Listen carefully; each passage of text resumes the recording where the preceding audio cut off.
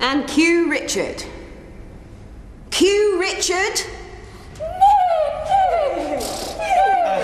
Sorry, I was having a bit of trouble getting the ump on. No, you idiot. It's now is the winter of our discontent.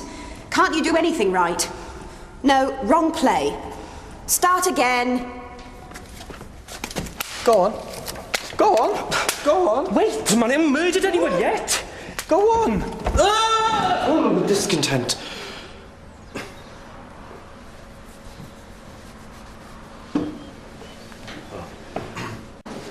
Mr. Dudley? Okay, this is just to check my progress. It's not for YouTube or anything.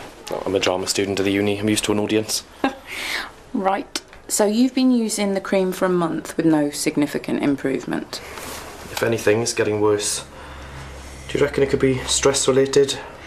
Some skin conditions are. Are you stressed at the moment? Final week of rehearsals for a play we're taking to the Edinburgh Fringe. Richard III, and against all odds, I've been given the lead. Wow. Yeah, the director's pretty radical. She's turned the old text on its head. Okay. She's brought out a strong feminist angle, attacking the masculine bias of royalty. That sounds interesting. Have you got symptoms anywhere else? On my shoulder. Okay, let's have a look. Yeah, I think we need to give that another month. Well, that's it. Keep a note of your diet. This could be another allergic reaction to something. If we can chart the days when it's worse, then we'll see some kind of pattern. Are you using much stage makeup? Oh, I'm ahead of you there. I've got a washing powder allergy, so I use hypoallergenic stuff. Costs a fortune, but it's worth it. Befitting a king, even if he is a nasty one.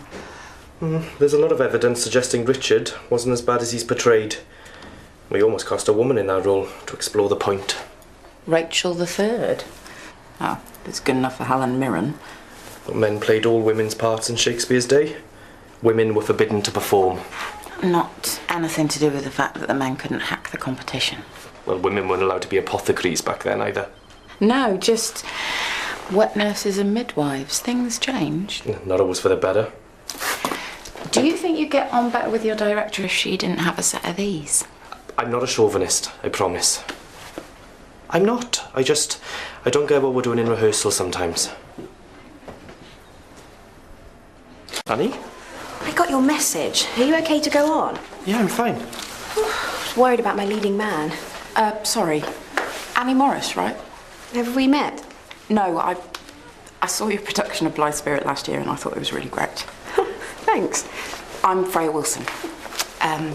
The way that you brought out women in the production, it was fantastic. One frank female. You drummed up a lot of interest writing about us. Thanks. You follow my blog. Absolutely.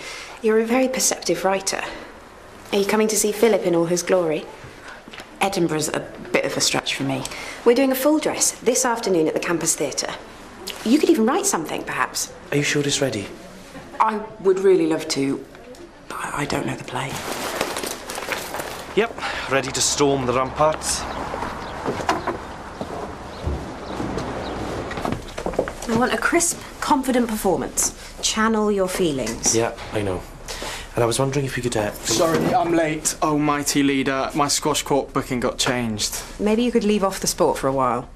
It won't happen again, I promise. I mean for the sake of the character. Richard's the one everyone expects to be hampered with deformity, not Richmond. If you injure yourself... Oh yeah, how are the deformities, your highness? Still scratching? Yeah, you just worry about the fight in the last act, okay? Ooh, too quick with my thrusting blade sometimes, am I? Come on, boys. Don't lose the tension before the start. Yeah, save the nasty for the performance. If you can keep up with me.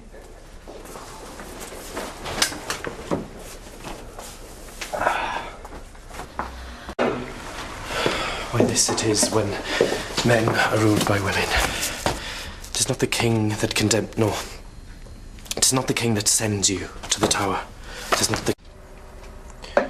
Now is the winter of our... Now is the winter of our discontent. Red lorry, yellow lorry, red lorry, yellow lorry, red lorry, yellow lorry. Don't screw up. I know it's only the dress, Not but... listening. I just think it's about time you strapped on a little bit more than just a hump, you know? Edinburgh's my big chance as well. All the potential agents and casting directors in the audience. You've got a way to go, yeah, but Annie, she's the real high flyer, and I'm definitely not averse to hitching myself to a rising star. Although... Jack, what? Well, she did pick you as her lead, didn't she? Still, no one's perfect, eh? Break a leg. Please.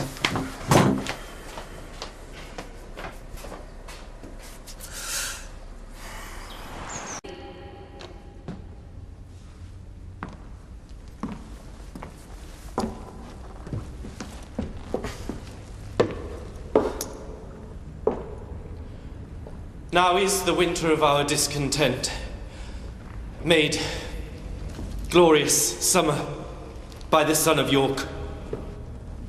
And all the clouds that lowered upon our house, in the deep bosom of the ocean buried, now are our brows bound. Come on, Annie, we've got to put a stop to this.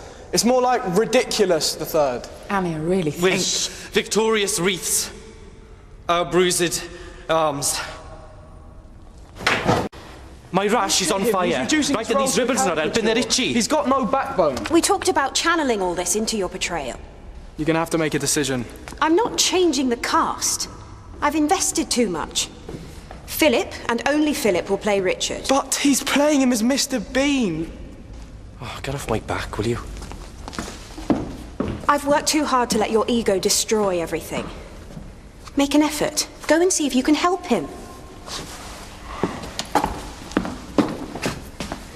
I thought the unresolved sexual tension between them might help. They can't stand the sight of each other. Might do Richard's complexion no end of good. He says he needs to refocus. Okay, everyone, we'll break for 15. This is all gonna come crashing down around your ears.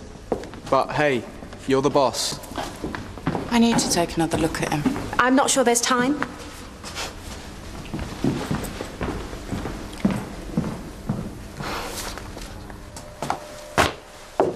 Philip?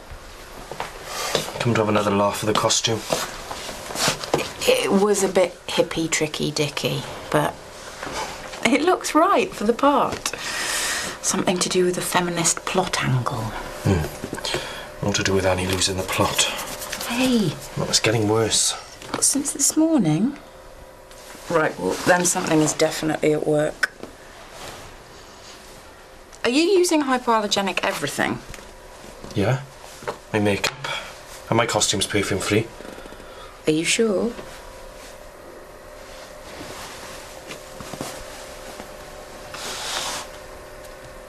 Oh, it's been tampered with. Matt. You have been bitching about me since day one. Trying to undermine me with the cast. I haven't touched your precious stuff. You're paranoid. Do you want him to channel this into his performance too? Feed it back like we discussed. It's only right that you feel threatened. We've been building on this all through the rehearsal, but keep going. Yeah, but he's not wrong to feel paranoid, is he? I mean, someone has been tampering with his costume and makeup. See? Expert witness. And this isn't imaginary, and it's a stupid thing to do. It's not me. Perhaps you should go. We need to work on this. Perhaps you should find out who's doing this, because it's sabotaging your whole production. It'll be fine. It's you. What? You did it. Right. Of course, you keep talking about how he should channel all of this into his portrayal and how it's okay to feel threatened when that's what you want him to feel. You've totally manipulated him. Annie? Well, are you going to let Matt take the blame? Will that give the play more passion? Or do you just get kicks and putting men down? I was reading about actors who deliberately had something uncomfortable about their costume because it informed their characters. Shoes that were too small, rough patches of fabric. They did that by their own choice. Would you have agreed to it? I would have trusted you. Thought you had faith in me. I do, but I realised you were so much better. Gave an edgier performance when you were a little off balance. So even the costume was about making me uncomfortable. Not just you. Do you have any idea how damaging this could have been in the long run? It was a device, okay? You got too relaxed in the role, and Matt creating tension just wasn't enough. Deliberately? Don't flatter yourself. We were both being used. Well, it was thoughtless. And it was cruel and it wasn't creative at all. Do you have any idea how bad I've got? No, and I'm sorry. I really am. But I wanted the best out of you I could. With an attitude like that, you should be doing Macbeth. No, it's unlucky to say Macbeth in the theatre. I think you passed unlucky a while back, love. You pitted us against each other from the start. Suggested that we alternate roles so that we could both get a chance at Richard. It's too cosy. Not enough tension. Anyway, it felt like the boys were ganging up on me. There's only one captain to a ship.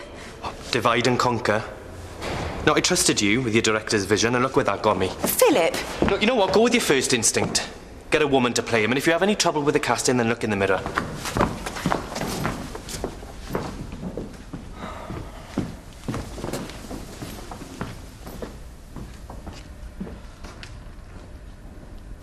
Three weeks dressed like Barbara Cartland's bedroom. What a waste. Doesn't have to be. What? Well, we can still go to Edinburgh. Do a two-hander without Annie. We'll play all the roles. We'll swap, do some improv. Yeah, get rid of some of the tat. Yeah, I'll direct. Bring back some masculine energy. No, you stick with Richard. You're not that bad, really.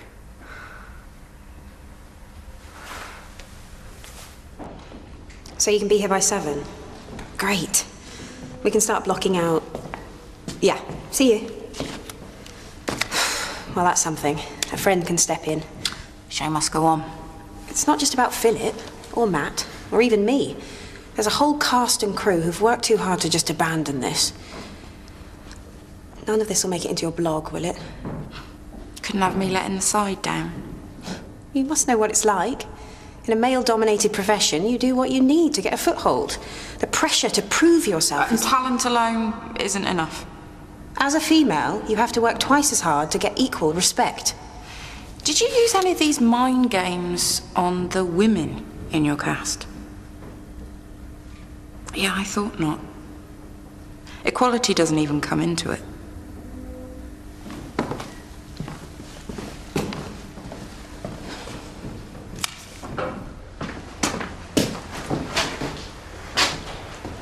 So, Dickie gets tricky on the rebound.